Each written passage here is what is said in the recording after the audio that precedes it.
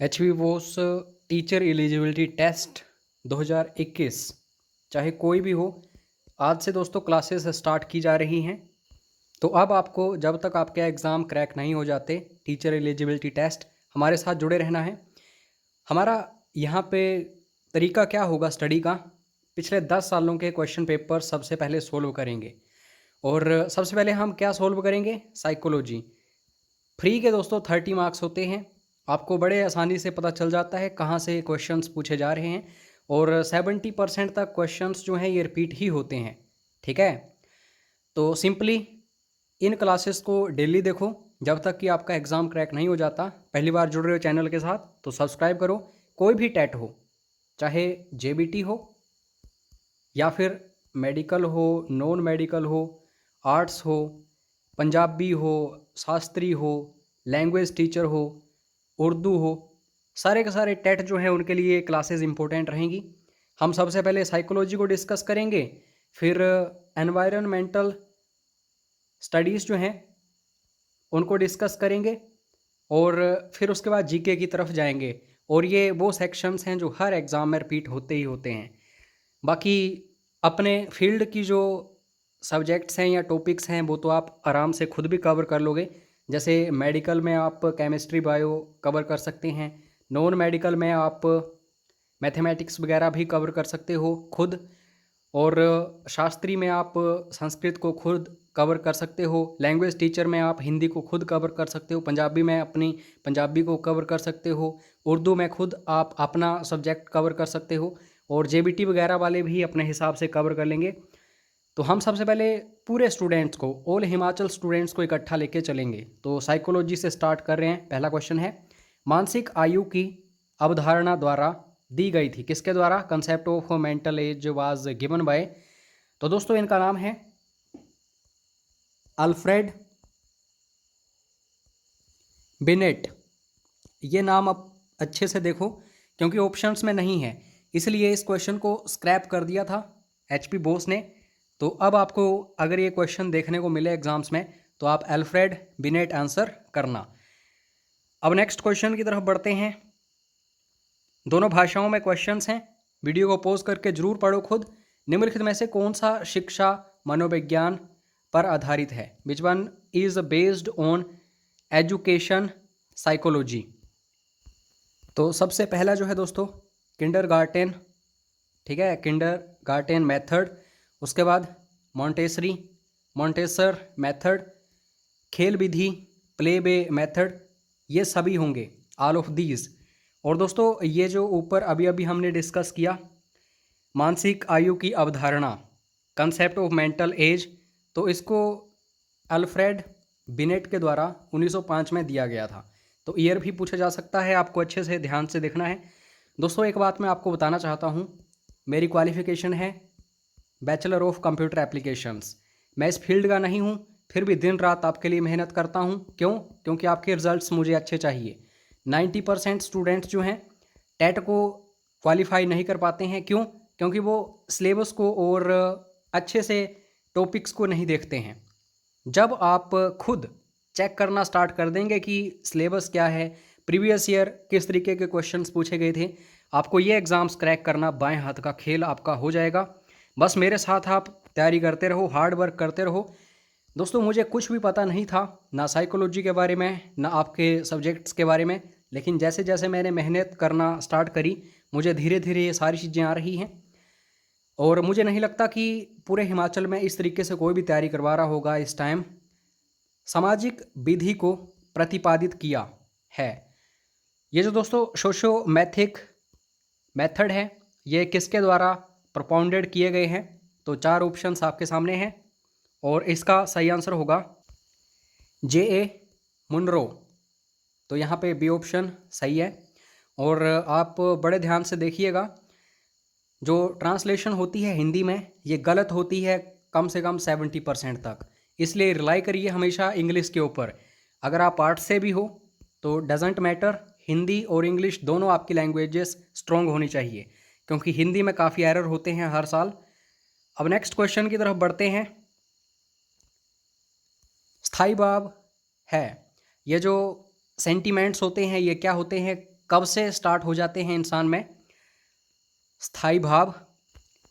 तो ये दोस्तों जन्मजात होते हैं, बाय बर्थ होते हैं। जैसे ही किसी शिशु का जन्म होता है तो ये जो सेंटिमेंट्स होते हैं उसमें मतलब तभी से स्टार्ट हो जाते हैं, और जब तक कि उसकी मृत्यु ना हो जाए सेंटिमेंट्स हमेशा उसके साथ रहते हैं।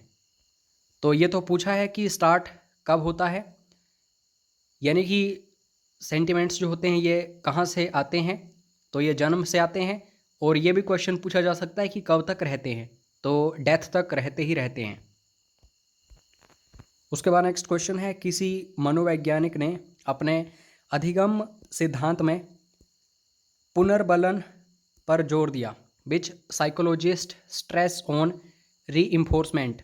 तो ये जो रीइंफोर्समेंट है इसके ऊपर जो इसने सबसे ज़्यादा बल दिया उस साइकोलॉजिस्ट का नाम क्या है? तो नाम है B.F. स्किनर। बी ऑप्शन बिल्कुल सही इसका आंसर होगा, याद रखना। तो हिस्ट्री में जितने भी साइकोलॉजिस्ट रहे हैं सबके बारे में पढ़ो एक बार, क्योंकि इनसे रिलेटेड ही क्वेश्चंस बनते हैं। घनिष्ठता बनाम एकाकीपन की अवस्था है। Intimacy, versus, isolation, stage, lies between. तो किस ईयर ग्रुप के बीच ये लाई करती है इंटीमेसी, वर्जन, बोलेशन, स्टेज जो है? तो इसका सही आंसर होगा। तो दोस्तों इसका आंसर आपको अभी कमेंट बॉक्स में बताना है।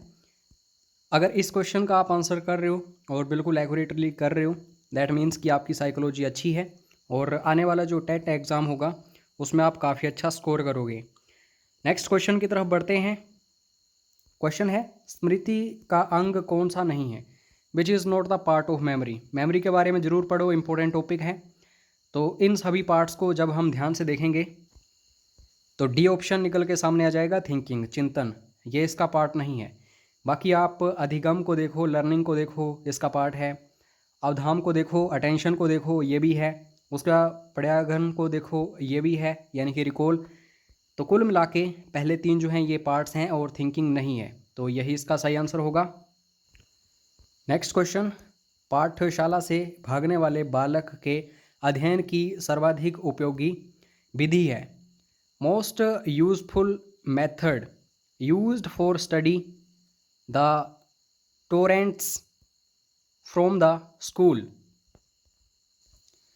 तो ये जो टोरेंट्स होते हैं दोस्तों, जो स्कूल से यानी कि भागते हैं, तो इनके द्वारा जो स्टडी के लिए एक मेथड यूज़ किया जाता है जो काफ़ी यूज़फुल होता है, वो कौन सा होता है? इन सभी ऑप्शंस को ध्यान से देखो।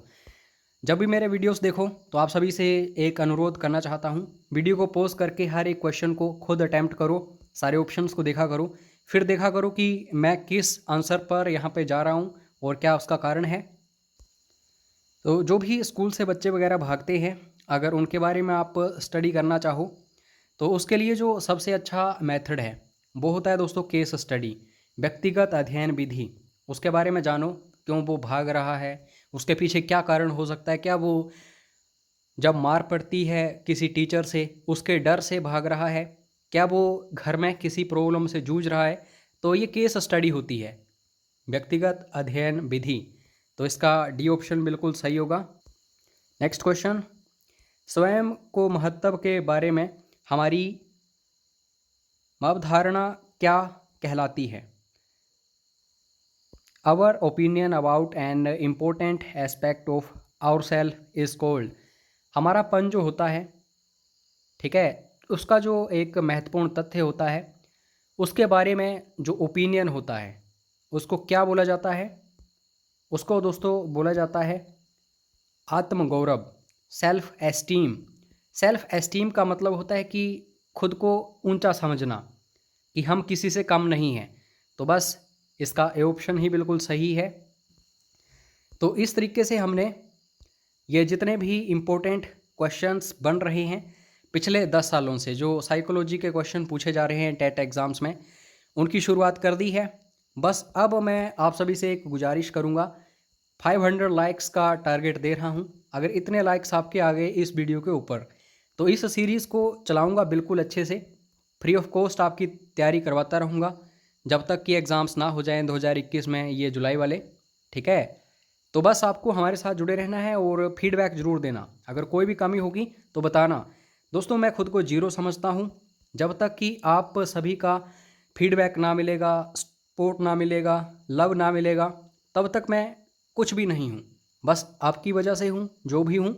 तो बस आपने हमारे साथ जुड़े रहना है और साथ में बताते रहना है कहाँ कहाँ कमी की है मेरे अंदर और कहाँ कहाँ इम्प्रूवमेंट की ज़रूरत है। तो मिलते हैं नेक्स्ट वीडियो में। जय हिंद, जय हिमाचल।